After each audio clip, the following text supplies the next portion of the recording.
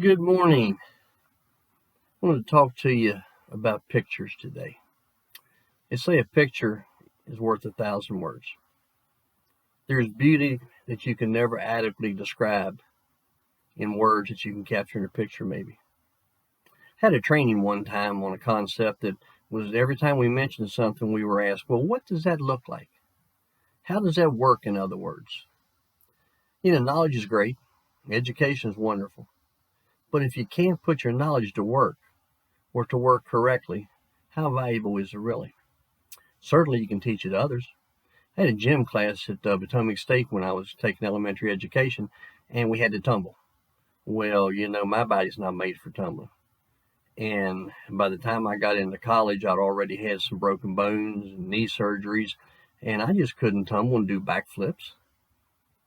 Teacher told me, said, you don't have to do it, but you better be able to teach it. I knew that, so it was something I've learned throughout my life. You may not be able to do something, but you can show somebody else how. You can teach somebody else how. It's a lesson I've learned over and over. When I worked at a hardware store, I probably couldn't go in and install a commode, but I knew what a person needed, and I could explain the simple aspects of it. One of the things about pictures I'm going to talk about today is love. What does love look like? I know what the Bible tells us in 1 Corinthians 13 we call the love chapter. It says, though I speak with the tongues of men and of angels, but have not love, I have become as a sounding brass or a clanging cymbal. And though I have the gift of prophecy and understand all mysteries and all knowledge, and though I have all faith so that I could remove mountains, but have not love, I am nothing. And though I bestow all my goods to feed the poor, and although I give my body to be burned, but have not love, it profits me nothing. Love suffers long and is kind. Love does not envy. Love does not praise itself, is not puffed up, does not behave rudely, does not seek its own, is not provoked, thinks no evil, does not rejoice in iniquity, but rejoices in the truth, bears all things, believes all things, hopes all things, endures all things.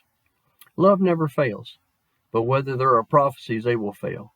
Whether there are tongues, they will cease. Whether there is knowledge, it will vanish away. For we know in part and we prophesy in part.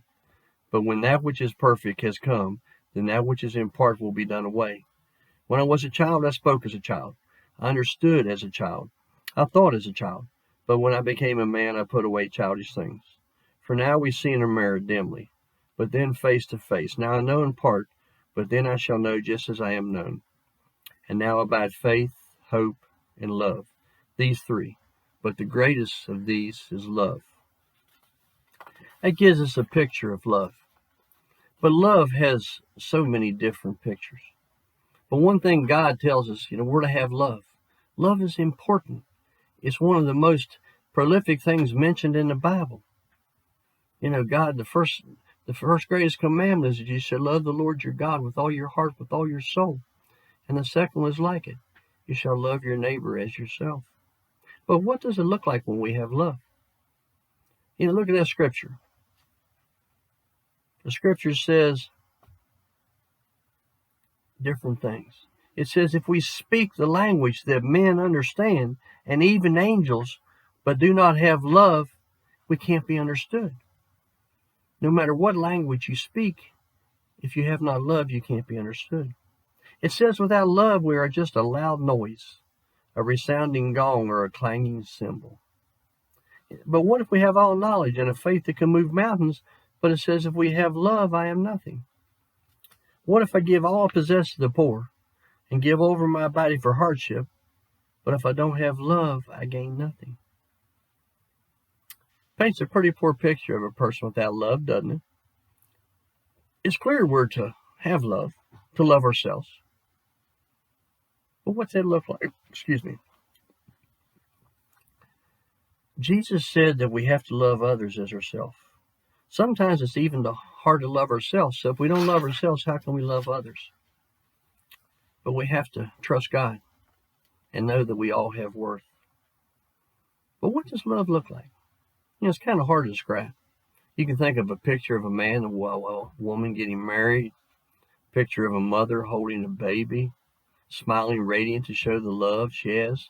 There's so many different meanings, so many pictures to show the different types of love.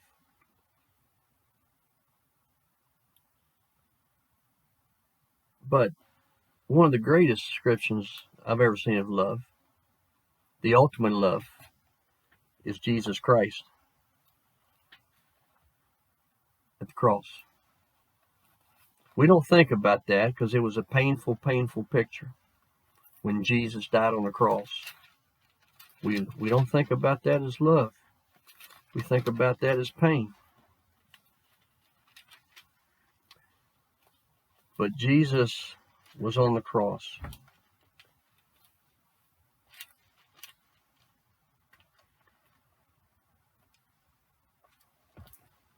For there were two others, criminals, led with him to be put to death. And when they had come to the place called Calvary, where they crucified him and the criminals, one on the right hand and the other on the left. And Jesus said, Father, forgive them, for they do not know what they do. Isn't that the greatest picture of love? Jesus on the cross, speaking to those that betrayed him, saying, Father, forgive them, for they know not what they do. We don't think a picture of a man dying as love, but it's the ultimate love. You know,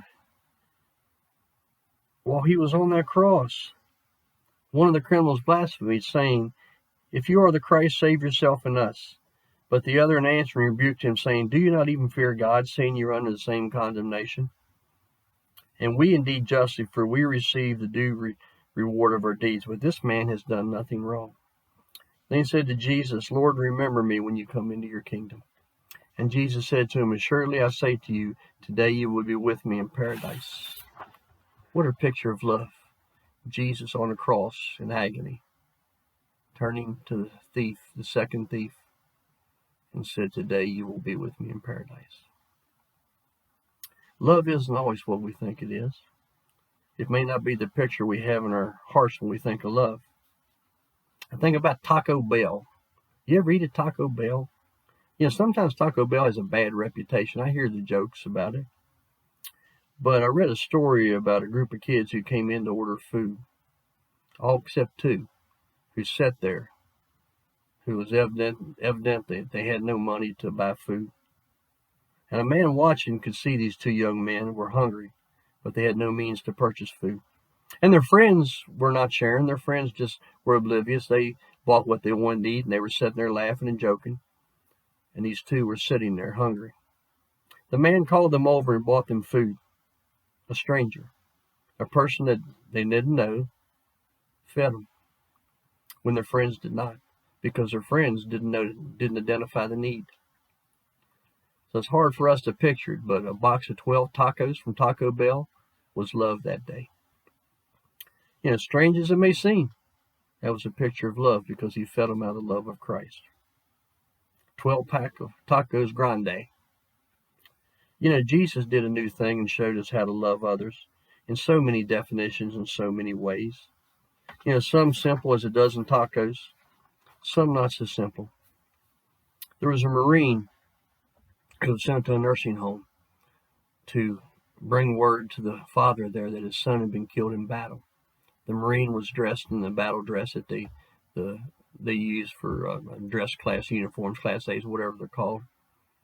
And they took him to the father, but they told him the father was very ill, and he was only hours away from his own death. When he went in to tell the father about his son dying, the father immediately grasped his hand and said, Sit down, and said, Son, and thought that the Marine was his own son. This Marine goes in with the duty to tell the father his son has died, which is hard enough. But then he finds out that the father's dying, and then the father thinks he's his son. What's he do? He sat there for 6 hours, holding the old man's hand while he died, bringing him the love of a son who had already died. That was the ultimate picture of love that day. That Marine giving 6 hours of his life to bring joy to an old man. Jesus showed us many pictures of love, feeding the thousands, talking to the woman at the well with respect, holding the children when the disciples said no. Jesus showed us that love is always a verb. It's always action. Remember, a verb shows action. Now, we all have cell phones, and they're full of pictures of love. Some things really simple. Maybe a meal we ate. Maybe something we prepared. Maybe something we built. Something we thought was cute. But something about those pictures caught our heart, or we would not have taken them. I have hundreds of pictures of Liam. I got a lot of pictures of me and Daniel and Jesse in hunting season. We have our children, our grandkids, places we've been that we loved, everything from Colt's Pizza to the beach. If Jesus had a phone full of pictures of your love that you've shown other people, I wonder how many pictures there would be. If he had pictures of you loving others, I wonder how many there would be and what they would show. We're required to love others, to show our love in word and deed, not just to speak about a word and deed. Jesus has shown us how to love, but the question is, are we doing it? Think about that camera if Jesus had.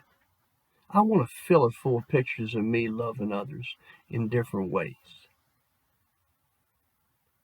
Not just because it's the right thing to do, but it's what Jesus asks us to do. And we know the world needs love right now. So I'm going to ask you this today. What picture is a picture of you showing love to others? What picture could you hold up and say, here, Jesus, this is my picture of love. God bless you. Go take some pictures of love this week.